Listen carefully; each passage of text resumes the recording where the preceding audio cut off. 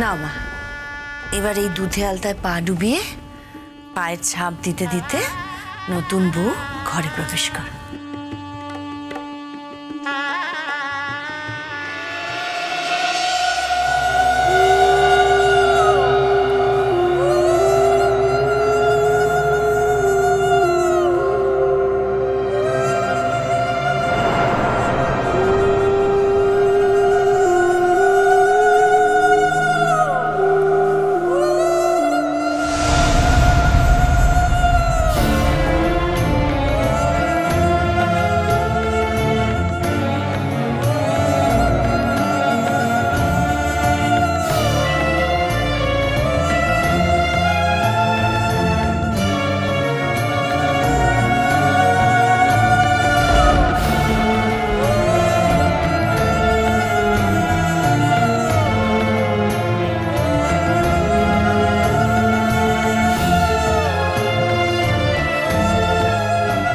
আলতা পরা পায়ে নতুন বউ ঘরময় ঘুরে বেড়াবে,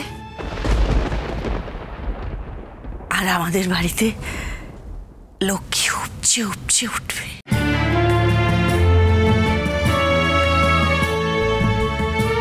আপনাদের বউ কি লক্ষ্মীমন্ত, সব আচার আচরণগুলো কি সুন্দর একবারে সেরে ফেললো।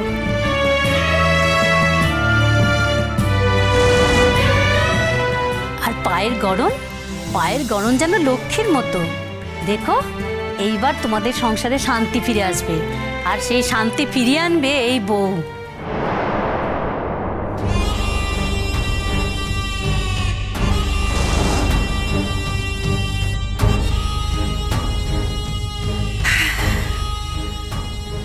এবারের সবাই তো আমার ওপর গা ছাড়া দিয়েছে। নতুন বউ বাড়িতে ঢুকছে, এই সময় রান্নাঘরে দুধটা উতলে উঠলো কিনা সেটা দেখবার পর্যন্ত কেউ নেই। ও ছোট বৌদি, আমি তো আছি গো, আমি তো আছি। আমার উপর তো তোমার ভরসা হচ্ছে না নাকি? আমি রান্নাঘরে গিয়ে বারবার দেখে এসেছি। আসলে কি বলো তো, এই আচার অনুষ্ঠান শুভ কাজ আমাদের মতো বেদবা মানুষদের তো থাকতে নেই না, তাই আমরা একটু দূরে দূরে আছি।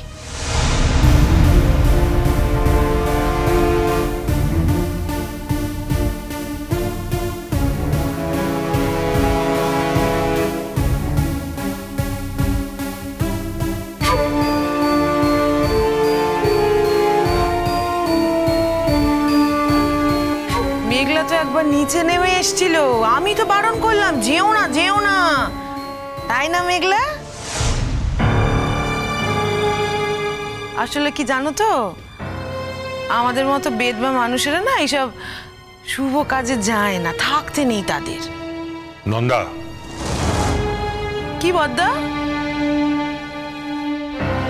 বদ্দা, তুমি তো বড় ডাক্তার, তুমি হয়তো এসব কিছু মানো না, কিন্তু আমরা তো সাধারণ মানুষ, আমাদের সবকিছু মানতে হয় গো।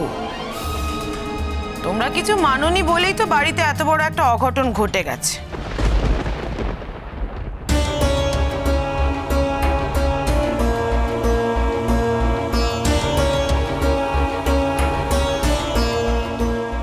এরপরেও যদি না মানতে চাও, মেনো না, ঘটুক আরো অঘটন ঘটুক। এই আচার আচরণ একটু মানতে হয়, নিয়ম কানুন না মানলে সংসারে অলক্ষ্য নয়।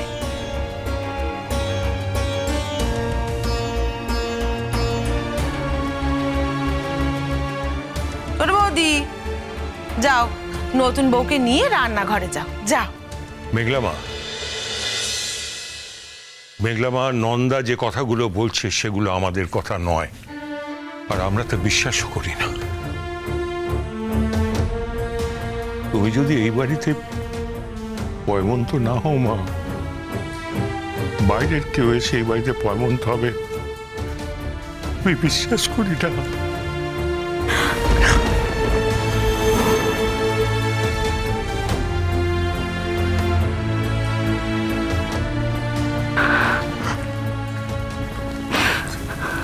মেঘলা,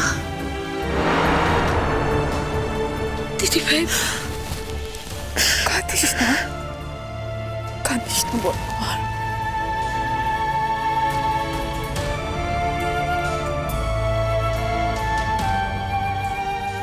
ছোট মাসি, আমি একটু মেঘলার কাছে যাব।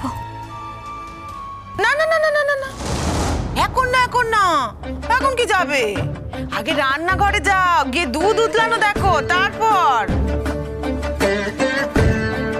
ঘরে নতুন বউ এসেছে, নতুন বউ তো লক্ষ্মী, যেদিকে তাকাবে সেই দিকে সুখ শান্তি একেবারে উপচে উপচে পড়বে, তবেই তো। তা না করে বেদ বা বউকে জড়িয়ে ধরতে যাচ্ছে। তোমাদের যত শোনো অলক্ষণে কথা।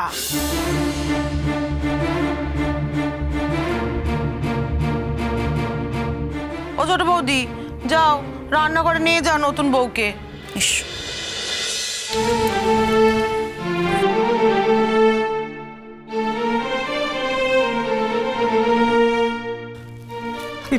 বুঝতে পারছি মেঘলা, খুব কষ্ট হচ্ছে না?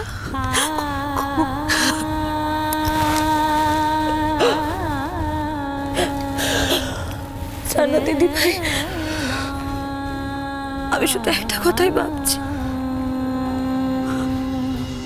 অত উঁচু থেকে যখন পড়ে গেছিল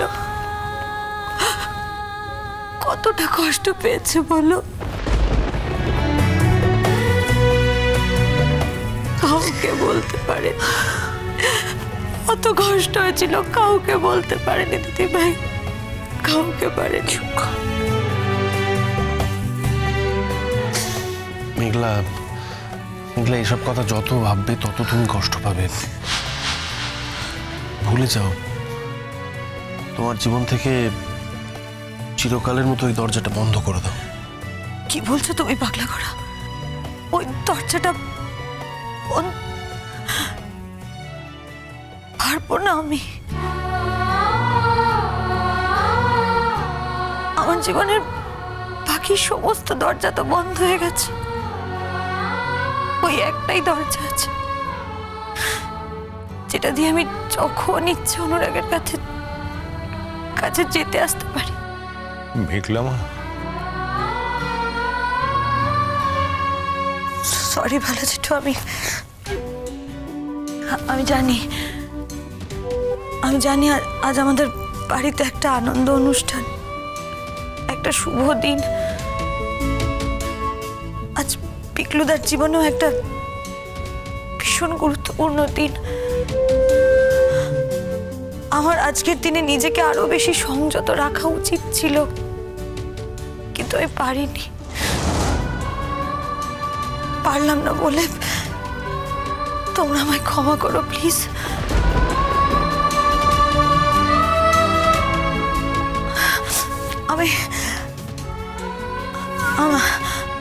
আমি চেষ্টা করব নিজেকে সামলে রাখার, কাঁদবো না। আমি দিদিভাইয়ের সামনে আর কখনো কাঁদবো না, দেখো তুমি, আর কখনো কাঁদবো না। মেঘলা, তুমি প্লিজ আমাকে নিজের থেকে দূরে ঠেলে দিও না, প্লিজ। আমি তোমার যেই পিকলুদা ছিলাম সেই পিকলুদাই থাকবো সারাটা জীবন। আমি শুধু চেয়েছিলাম যে একটা মানুষের উত্তরণ ঘটুক। আমি শুধু একটা মানুষকে অন্ধকার থেকে আলোর মধ্যে আনতে চেয়েছিলাম মেঘলা। এটা আমার কাছে একটা ব্রতের মতন। আমি শুধু এই কারণেই অদ্রিজাকে বিয়ে করেছি, এই মন থেকেই বিয়ে করেছি, আর অন্য কোনো কারণ নেই। যদি আমি এটা অস্বীকার করতে পারবো না যে ওর কষ্টের কথা শুনতে শুনতে, ওকে কাছ থেকে দেখতে দেখতে ওর প্রতি আমার একটা মায়া তৈরি হয়েছে।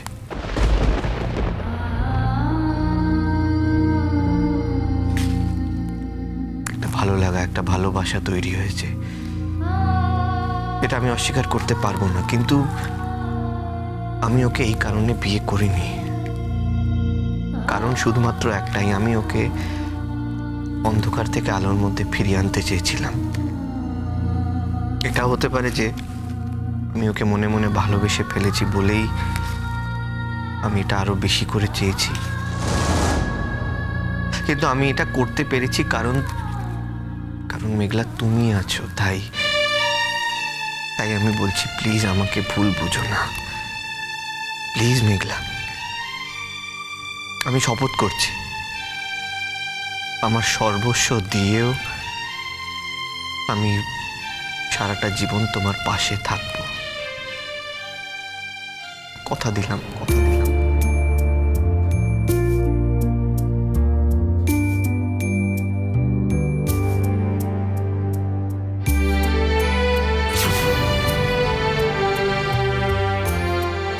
এসো, দেখো, ভালো করে দেখো।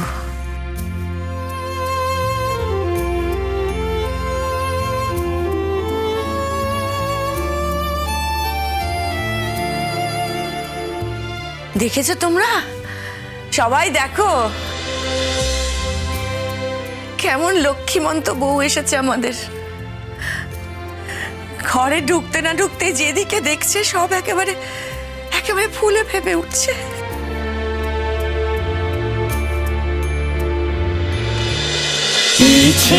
নদী